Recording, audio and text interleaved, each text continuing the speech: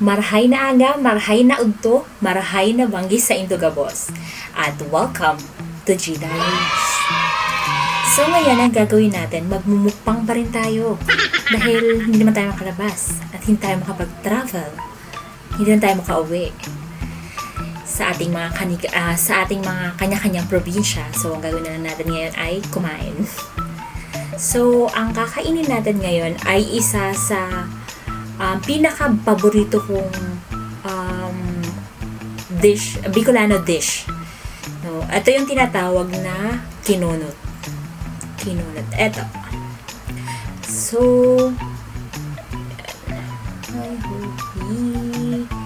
ayan, kitang-kita yung kitang-kita dyan yung red ay ang labuyo, siling labuyo, then yung green, yan, sili pa rin yan. Tapos, yung kinunot ay gawa siya sa pagi. Kinunot na pagi.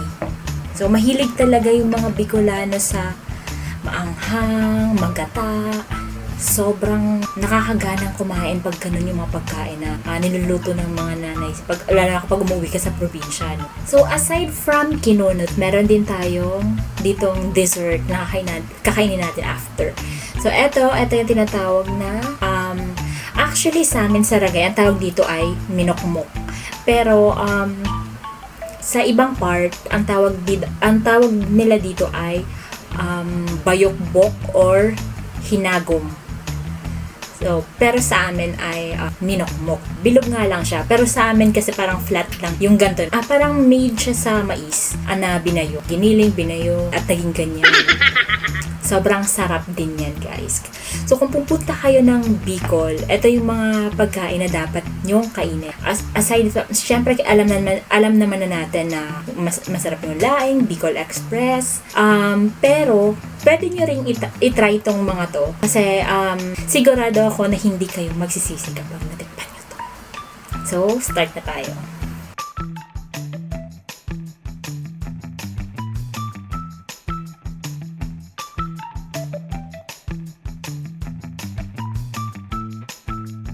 Tara, kakanta kita. Excited na ako. Actually, sobrang tagal ko nang hindi nakain ng kinunot.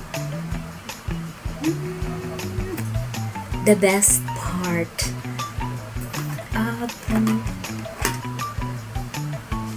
So, ayan. So, pangpagana, kainin natin tong labuyo. Actually,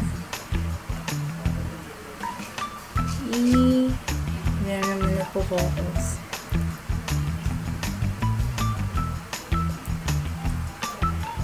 Harangon. Napakanin ako agad. Maanghang nga. Okay. Aray. So.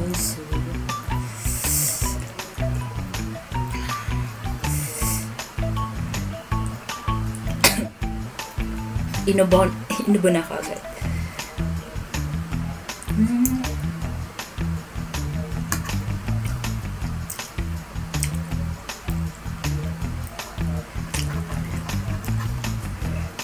Uminit yung tenga. Ay, nitun.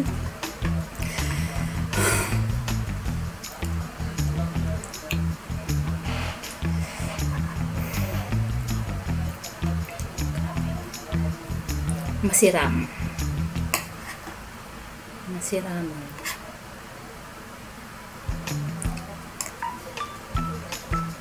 Nakakatikim lang ako nito kapag umuwi ako sa amin sa Ragay. Marang. Dapat palanday ko tigka ka ng sarang sili.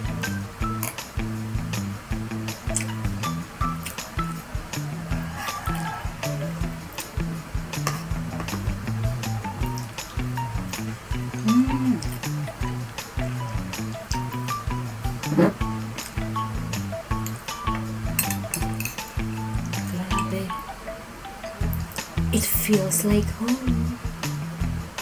Tara, kakan kita.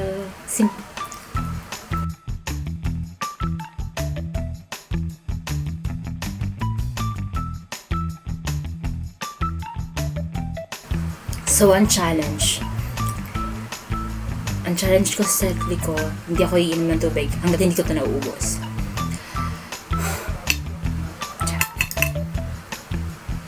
Sobrang sarap.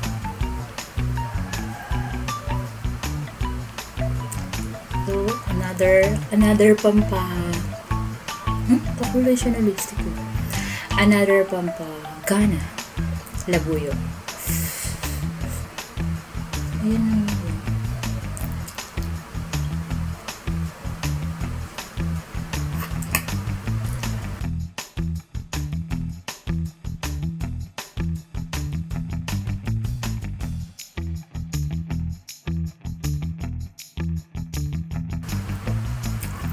Kayo, ano yung pinaka-paborito niyong pagkain na ano yung paborito niyong Bicolano dish? Yan.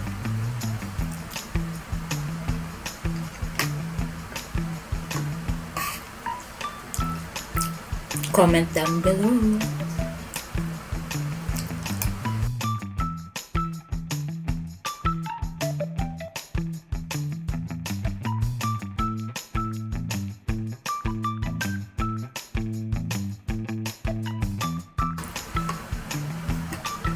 Labuyo. Ayun.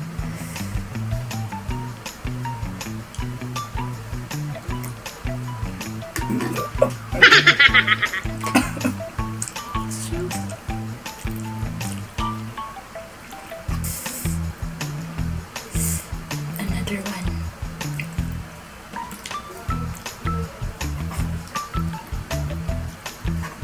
Uminit na yung tenga ko.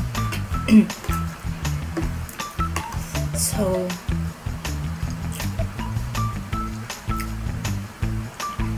next year talaga. Next year na ako magda-diet. Next year, no rice na. Sabi!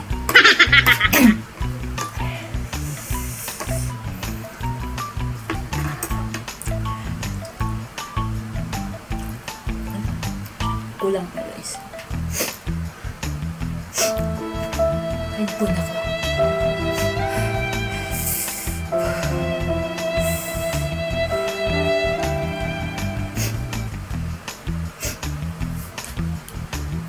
So, kulang po yung kanin ko. Sa kasamaang palad, kukuha pa rin ako sa kaldero. Magsasaing na lang ako mamaya. Para din sa dalawang kasama dito sa bahay.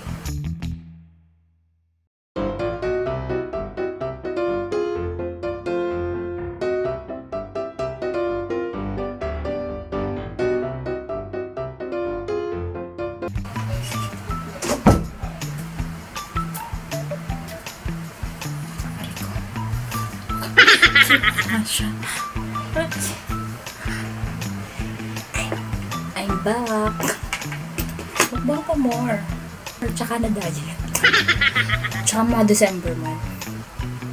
Sa January na ako mga diet. Parang, nakakamiss yung ganito. Na pag yung mga paborito naman pagkain na parang tagal mo na hindi nakakain. Kasi lagi ko lang nakikita sa mga kalendarya, Bicol Express, Bopis. Pero actually, yung Bopis, sa mga kalendarya, hindi kasi yun yung parang authentic na Yung Bopis sa Bicol, yun yung tinatawag na kandinga. Try nyo din yun. Naghanap ako nun. Hindi ko alam kung saan ako bibili. Ayun yung sobrang sarap. Siguro once a week lang ako mukbang, baka alam mo na, pag sobrang anghang, baka mawasak ang kinabukasan. Kamukha to nung yung binibigay na umiikot sa mga bahay-bahay. Yung parang vitamins na parang pipigain. Ang hirap din ng trabaho nila, no? Lalo na yung mga nagbabahay-bahay.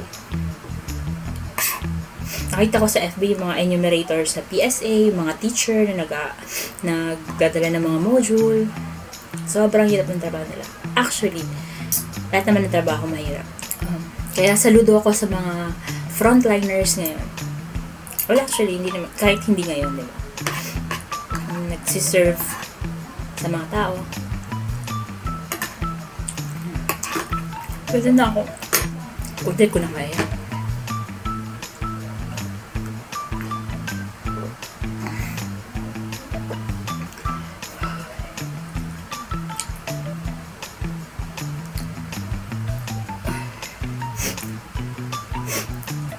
Excuse.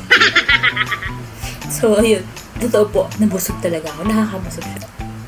So, dito naman tayo sa dessert. Dessert. Ito siya.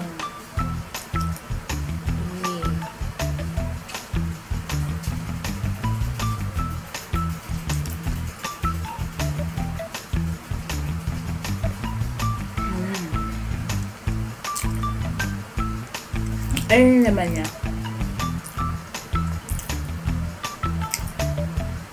Sarap.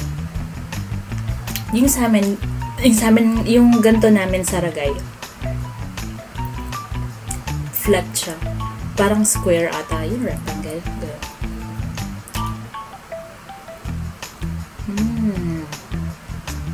Oh. Sarap.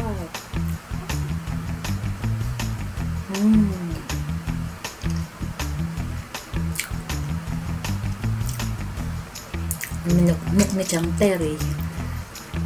Ano sikat na gumagawa sa amin ang gumagawa na minukmuk sa amin sa Ragay, si Chang Terry. Hello po, pa-deliver po sa Harong training minukmuk. Pero hindi ganyan katamis. Cheers. Nakaka-addict to. Parang nakaka-addict to sa sarap. Parang love, nakaka-addict.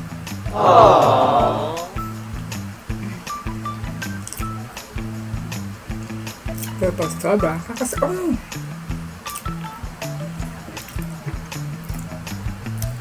Malambot lang siya pag kaya mo siyang duruin.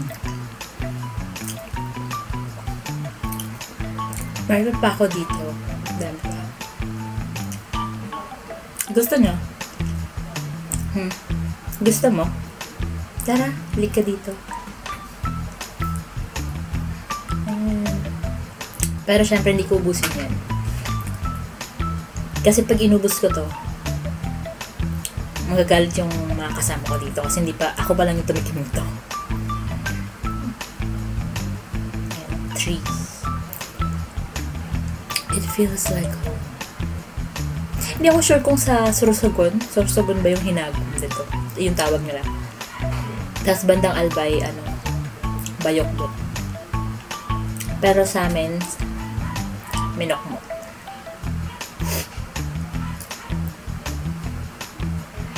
So, ayan, tapos na po tayo magmukbang ng kinunot na pagi at minokmok or bayokbok or hinagom.